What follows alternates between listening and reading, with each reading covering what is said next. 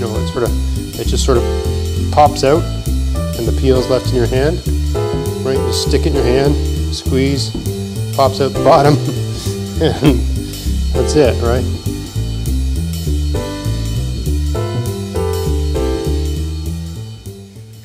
Hey, it's Greg here with MaritimeGardening.com, and I'm gonna make some pickled beets. I've had people asking me how I make my pickled beets, what's my recipe, all that sort of stuff, what's my process. So I'm gonna walk you through that. I don't like processing vegetables to be an overwhelming task. So I do the amount,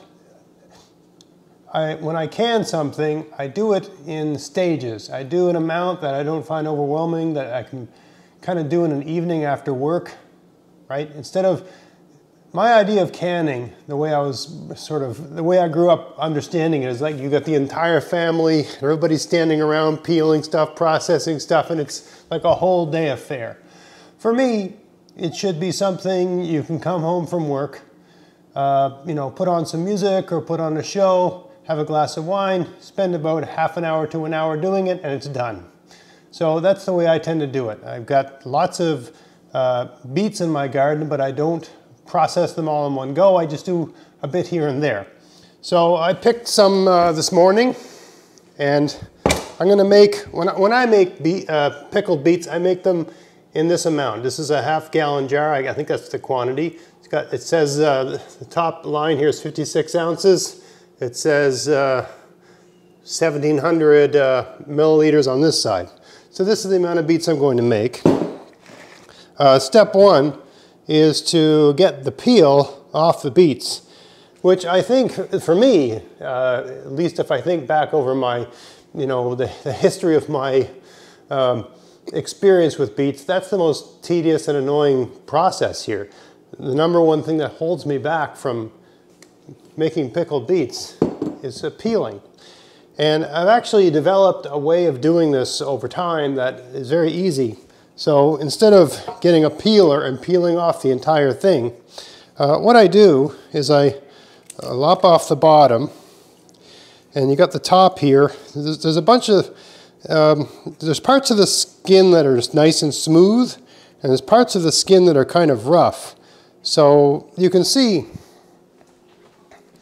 if you look at the top here, you see how the color changes from brown to purple, right?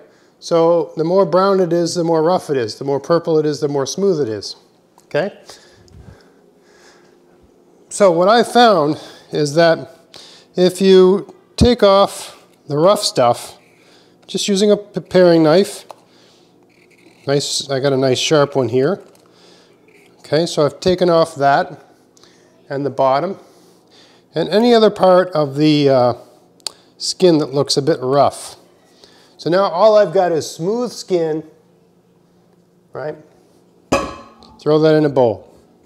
So these are straight from the garden. I haven't even washed these yet. So what I'm going to do is take all that stuff off,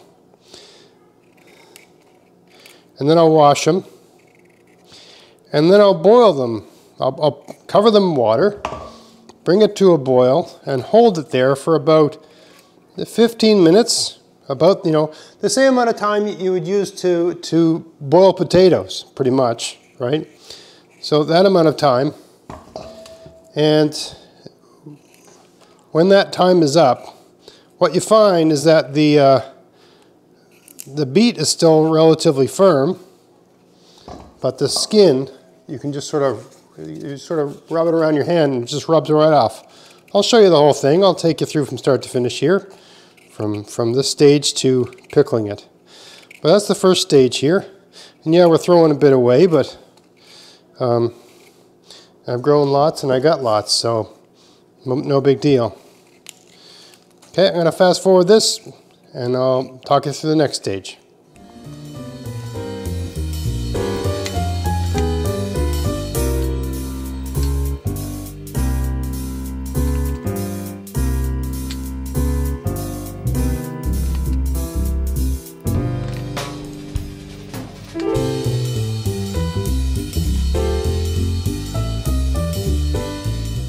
The knife skills are just so important to being comfortable in the kitchen and processing your vegetables. That's really, I mean, the thing that people always say is, oh, I don't have the time.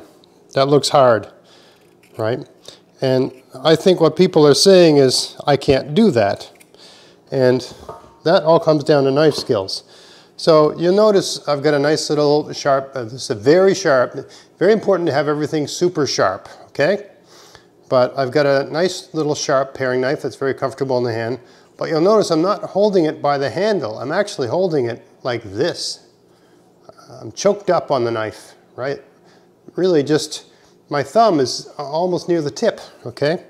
That allows me an incredible amount of control over the knife and allows me to go very quickly, save a lot of time, right? Instead of trying to, you know, do big strokes and stuff like that, everything's short, small, little, right? Easy. I can almost do this with my eyes closed. I'm almost going by feel, right? So it takes no time at all when you learn to do it. I'm not saying that the first time you try it this way, it's going to be a piece of cake. Of course not. These things take time and there's muscle memory involved and so on. I would, you know, especially if you're very young, but you know, if you expect to live a few years, right? It's worth investing a little bit of your time into this sort of thing because it really will save you time. You know, if you cook every single day, especially if you have a good garden, you have to process everything by hand. And I mean, you can buy everything pre-processed from, you know, a grocery store, but then you're paying for that. So it's not a very efficient way to, you know, it's not a very effective way to, what am I trying to say? It's not a cost-effective way, right? This sort of thing is not hard at all, especially the better you get at it. Just a question of, see how I'm choked right up on the knife here.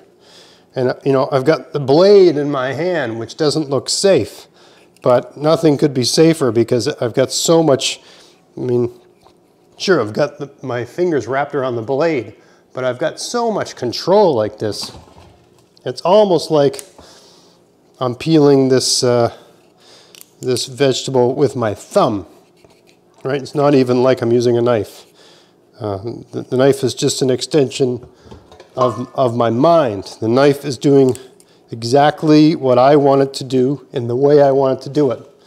I couldn't be, I mean, people might be watching this saying, oh my God, look, you know, look at the way you're using that knife. You're pulling it towards your thumb. But in this situation, the knife is so sharp and I've got so much control over what I'm doing. It's unbelievably safe and so fast, right? This is, I mean, look, we're almost empty, right? Right? I mean, this is more beets than I'm going to need for this, for pickling. It's probably more beets than are required that are going to fit in the jar. But just, you know, I don't know, I find, you know, you invest time into your knife skills. And I just love, I love the exercise of using them, right? It's almost like playing a musical instrument, which I also do. I just love the, you know, exercising the ability to do something well. And when you watch other people, the same thing as music, when you watch other people do it and you realize they can't do something you do well, it kind of makes you feel like you've adopted a superpower, right? So, and I'm sure there's people that are better at this than me, right? So they have, relative to me, they have a superpower. But there, and these two are so small, I'm not even going to bother them. But that's it. We just went through this whole bowl, no time at all. And they're all kind of ready. All right, so now we're ready for the next stage. Okay, so the next stage is to take these beets and put them in a pot. And I mean, you could put them in the jar to figure out how many you need, right? I'm not going to do that. I'm going to be a bit lazy here. I'm just going to sort of guess how many I need, and if I'm a couple over, it's no big deal. I think that's the right amount. I got some left over here, and that'll be for dinner tomorrow, right? To have some nice beets on as a side dish with the meal. There's one more just in case. I think I'm up to about this high in this pot, which is about the thickness of this. You know, let's put one more in. You want to have more than enough. So all I'm going to do is put a heaping teaspoon of salt in here. Cover the beets with water. Put a lid on.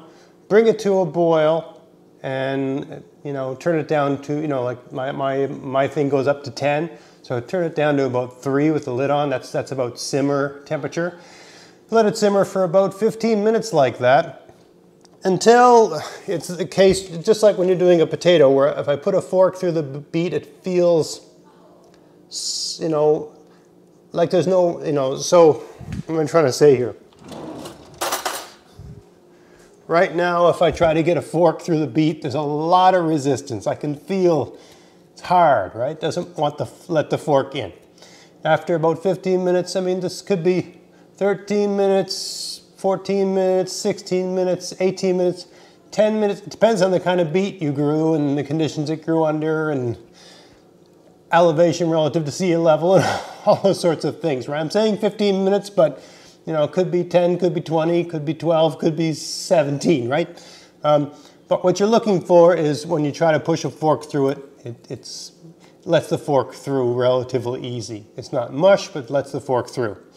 That way you can pick it up, you can handle it, you can rub the skin off, right?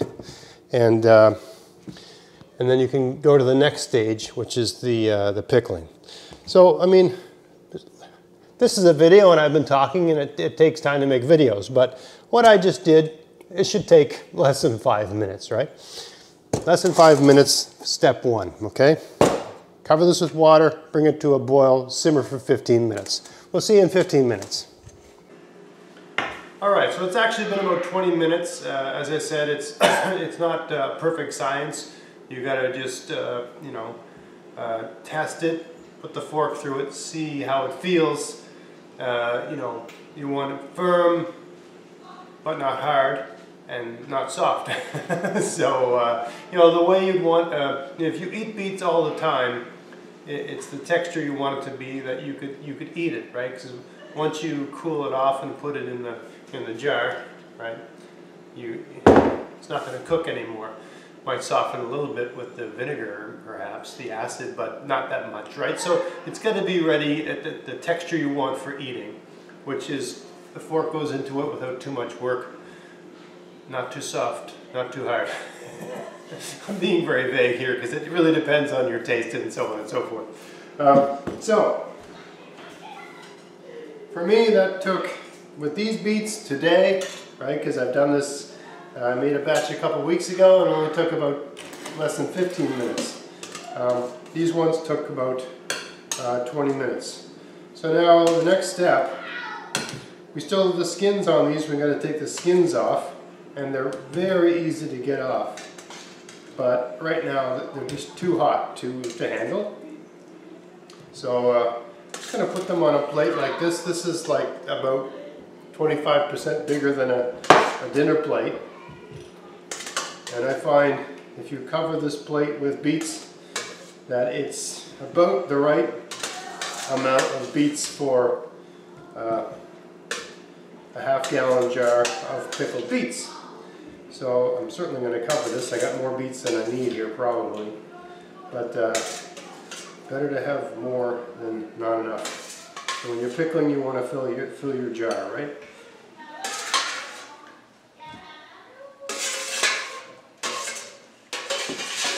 All right, that's that. Now we're not going to throw this this pickling water away. This is perfectly good stuff. We have to make a brine to put in the that purple water that the beets sit in the jar. That's a combination of vinegar, water. We're going to use this pickling water, salt, pickling spices. That's about it, and a bit of sugar.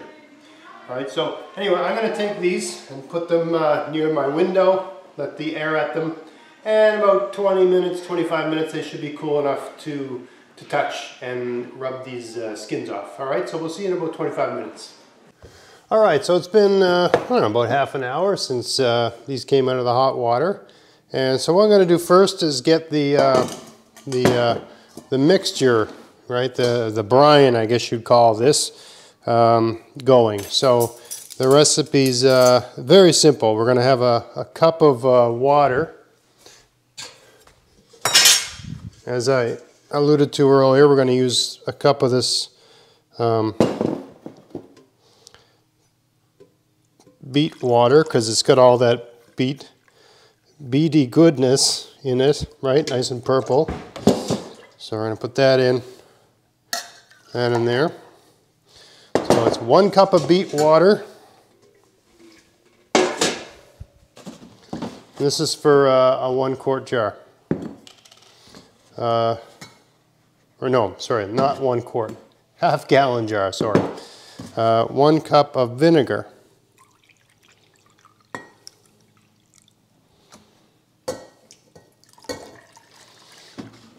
People that watch a lot of my videos, you notice I tend to do a lot of lacto-fermented pickles and stuff like that. I have not figured out a way to ferment beets where they taste good. I've tried it. Every attempt I've made, they were terrible.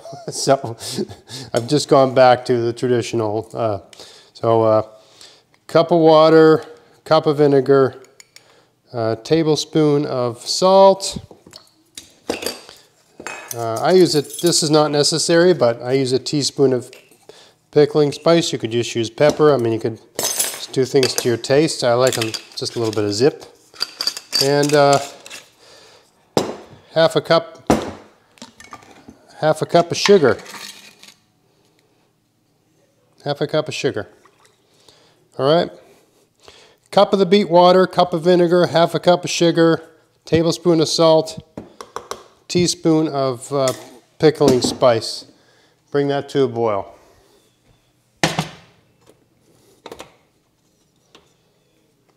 All right, so while that's happening, we get all the skins off of these beets here. So I gotta, what's the order here? Got a clean bowl to put them in. I got a compost thing to put the skins in. So all you got to do is, so you got the beet. You can see it's got the skin on it, right? And the skin just, if you just sort of squeeze it, it just comes right off. Dead easy, right? If you've peeled beets before, it's a real pain. And using this technique, it's just so easy. Maybe I'll bring the camera in so you can see what I'm doing here. So this is really easy once you get going. You literally just, right, give it a squeeze. You can do this over this, I normally do this over the sink, all right? So I'll have to give these a quick rinse, but I usually do it over the sink with a little strainer in the drain part of the sink. But for, I can't really film in front of my sink when I'm doing video. It just, I can, but it's just it's a weird camera angle. So it goes very quickly once you get into a bit of a rhythm with it, right? So this is a lot easier than peeling beets, right? At least I find, having done it a lot, because I used to peel all my beets. And now I use this method, and holy smokes, is that easy or what, right? And you just sort of squeeze it your hand, and it just sort of pops out, and the peel is left in your hand, right? You just stick it in your hand, squeeze, pops out the bottom, and that's it, right? So. You see all those beets. And, well, there's a skin there. See how easy that was? I've made pickled beets just having the skins right in there too. You can do that, but it's a little bit unsightly. And this is so easy and so quick, right? Look at that. See how easy that was? We're done, right? Now, even if I was going to serve a beet dish, so like when I cook these on Sunday with Sunday dinner sort of thing, right? I'll probably still do them this way. I take these, slice them up, saute them for, 5-10 minutes in a fry pan with a little salt and pepper. I love that as a side dish. All right, so while the brine is coming to a boil, I'm just going to cut these bits of pickle up and stick them in the jar, right? That's no point in wasting the time, right? These are just a good tenderness, like they would be good to eat. I would eat them right now, but they'll make my teeth purple. So yeah, they're just right. Oh, that must have been one of the ones that had bolted. If you watch the video where I pick them, some of them, one or two had bolted. I could just feel by the way that feels that it, when a beet bolts, makes a flower, a stem appears in the middle and makes it very tough down the center. So that's really not much use. You could use it for a stalk or something like that, but really not for eating. It's got very woody sort of interior. But the rest of these are fine. The knife's just going through like a hot knife through butter. Okay, that's come to a boil, so I'm going to turn that off. Now, the way I'm showing you how to do this is, I'm canning these, but I'm not going to show you the canning process because there's plenty of videos on that. Just look up, how to can things in a mason jar. That's how I would Google that term or look it up on YouTube. But if you don't want to do that, just do what I'm doing here. Do what I'm doing here and can it, right? You'll get really, if you can this, you'll get really good tasting pickled beets that last a long time. Or you can just do it like this, leave it on the counter overnight, put it in the fridge, and eat them as they, just eat them as you want them, right? You can just eat them right away. I would let them sit in the fridge for about a week, because they'll get flavor, right? The vinegar and all that stuff needs to go to work on them. So I would wait for that, but otherwise, that's all you need to do. All right, so we judge that just about right. You want to fill this up until you've gone, just below the neck of the jar, right? Like I've got there. So that way everything in the jar will be, we got nice clean hands too, but everything in the jar will be covered, right, immersed. So this has come to a boil. Just pour that on. Hopefully it covers, usually does. I like to bring it to within about a centimeter of the very top of the jar. What's that?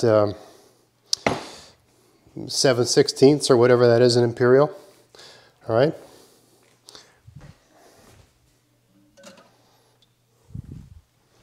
I've had this lid's been sterilized. It's been in boiling water, so I just put the lid on.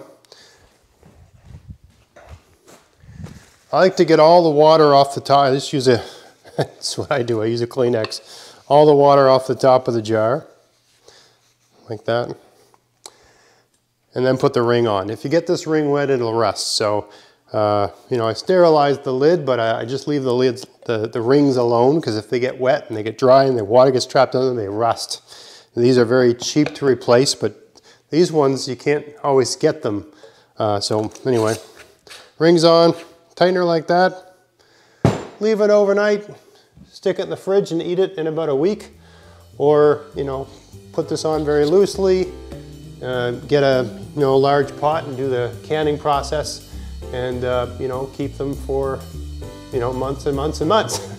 So hope you found that interesting. If you did, please like, share, subscribe. Check out my podcast, maritimegardening.com. Until next time, get out there, get at it, have fun in your garden. Thanks for watching.